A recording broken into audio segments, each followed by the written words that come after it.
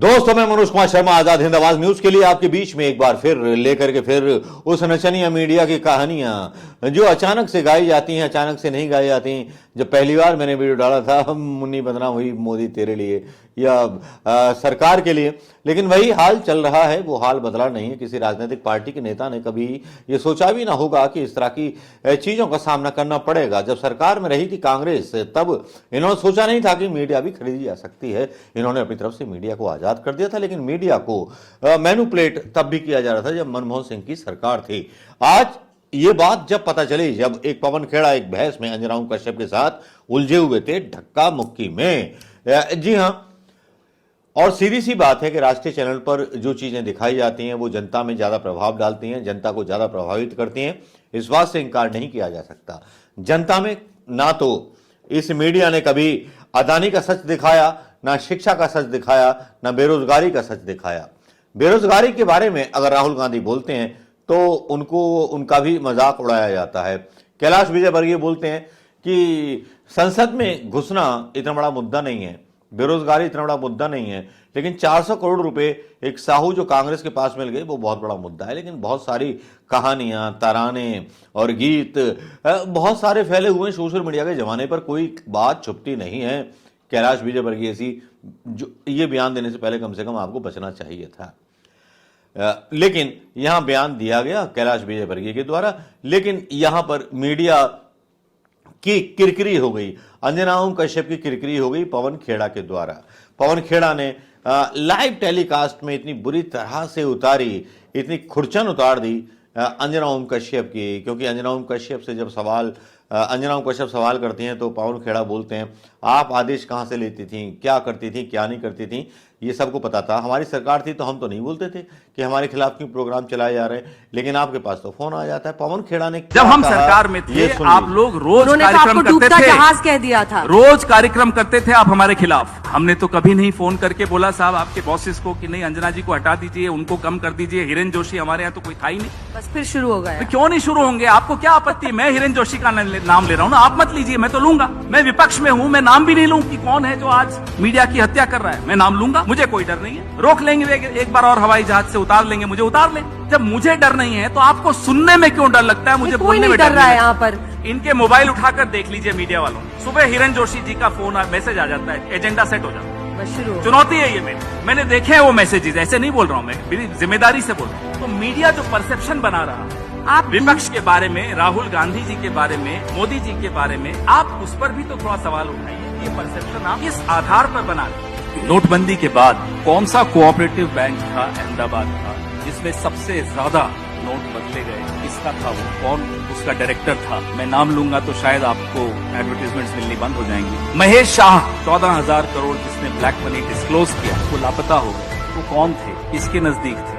पवन खेड़ा का ये बयान आपने सुन लिया होगा। पवन खेड़ा ने बहुत बुरी तरह से मिर्ची, खिरची, पर्ची निकाल दी है गोदी मीडिया की। और गोदी मीडिया इस वक्त जो है दहशत में तो बहुत पहले से भी है कि नहीं है इज्जत, लेकिन जब भारतीय जनता पार्टी चुनाव जीत जाती है तो भैया इज्जत तो इज्जत है।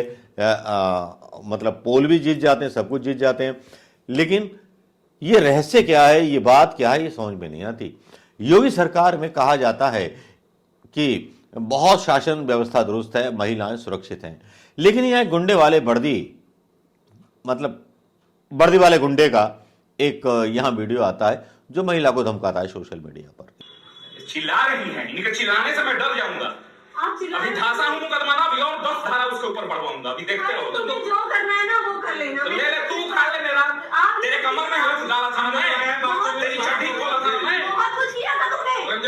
ये आरोप लगाई इसके मेरे ऊपर। वो चीज यहाँ बात नहीं है, वो चीज अपने आप में बेशरम बेहया औरत। ऐसा है, तमीज में रहने बात कीजिए आप मुझसे। ये वीडियो आपने देख लिया होगा, और इसके बाद बहुत सारी चीजें ऐसी आती हैं जिसमें मैं अब क्या बताऊं आपको, बताने में भी शर्म आती है कि जिस तरह से ये सारी घटनाएं होने के बाद गोदी मीडिया अपनी खीसें निपटता है, दांत दिखाता है और बच निकलता है अपनी जिम्मेवारियों से। अंजना कश्यप पवन खेड़ा के बयान पर झेपी झेपी सी नजर आती हैं। पता नहीं चलता कि अंजना कश्यप इतनी बेशर्मी लाती कहां से हैं? सुबह जब उठती होंगी तो आईने में किस तरह से अपने आप को देखती होंगी कि आप पत्रकार हो या दलाल हो या खबर बेचने वाले वो लोग हो जो सरकार के इशारे पर पग घुंघरू बांध मीरा नाच का नाच कर रहे हो। मीरा तो फिर भी पवित्र थी, भगवान कृष्ण के लिए नाचती थी, लेकिन आप उन पापियों के लिए नाचते हो जो पापी इस देश को बर्बाद कर देना चाहते हैं। शर्म करो रूबिका, शर्म करो अंजना कश्यप, शर्म करो वो सारे गोदी मीडिया। बहुत हो चुका पैसे का खेल।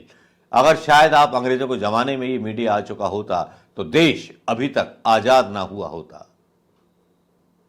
मोदी जी को पता है कि हर हिंदुस्तानी बिकाऊ है, बस कीमत लगाने वाला सही होना चाहिए। ये किसी फिल्म का डायलॉग था, लेकिन यहां इस्तेमाल कर रहा हूं, इसलिए इस्तेमाल कर रहा हूं क्योंकि यहां जब जो जिम्मेदारी लोकतंत्र की मीडिया के ऊपर है, जिसको हम बोलते हैं राष्ट्रीय मीडिया, जो गांव में लोग देखते हैं, बुद्धिजीवी तो समझ जाते हैं इनकी चालबाजी क्या है, लेकिन जो गांव में देखते हैं लोग, व्हाट्सएप यूनिवर्सिटी पर आई हुई न्यूज़ों को देखते हैं, तो वो समझते हैं कि ये लोग जो बोल रहे हैं वो सच बोल रहे हैं। लेकिन अगर सच बोला था, उसी चक्कर में मामा शिवराज मोदी जी पर भारी पड़ रहे हैं और वसुंधरा राजे मोदी पर भारी पड़ रहे हैं।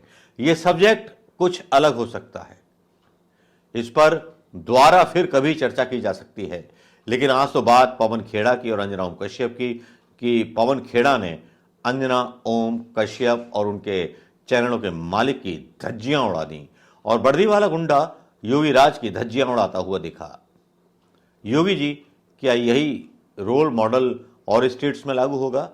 हालांकि यहां मध्य प्रदेश में सीएम मोहन यादव ने, डॉक्टर मोहन यादव ने अच्छी शुरुआत की है। उन्होंने मंदिर और मस्जिदों के लाउड स्पीकर उतरवा दिए हैं। मेरे सामने ही मैंने थाने में आदेश आते हुए सुना। अब लाउड स्पीकर ना मंदिर में बजेंगे, ना अजान के समय लाउड स्पीकर बचेंगे। बहुत बढ़िया बात है। ये मांग मैंने बहुत पहले की थी, करीब 2017-2018 की या 2016 की पोस्ट थी, जिसमें मैंने लिखा था कि ये जो लाउड स्पीकर्स हैं मंदिर से भी उतरवाए जाने चाहिए और मस्जिद से भी उतरवाए जाने चाहिए। तो सीएम डॉक्टर मनमोहन यादव जी, वो मोहन यादव जी, आपका बहुत बहुत शुक्रिया। आपने कम से कम इतना इनिशिएटिव तो लिया।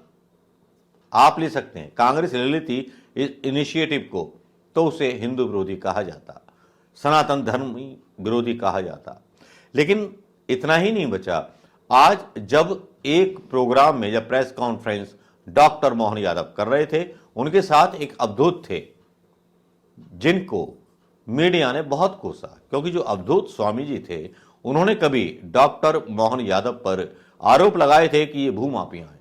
उनकी भी उज्जैन की मीडिया ने बहुत कच्चा उतार के लिए ऐसे साधु संतों का राजनीति में इस्तेमाल नहीं किया जाना चाहिए। ना ऐसे साधु संतों को कोई वरीयता राजनीति में दी जानी चाहिए। राजनीति बिल्कुल अलग मापदंड है।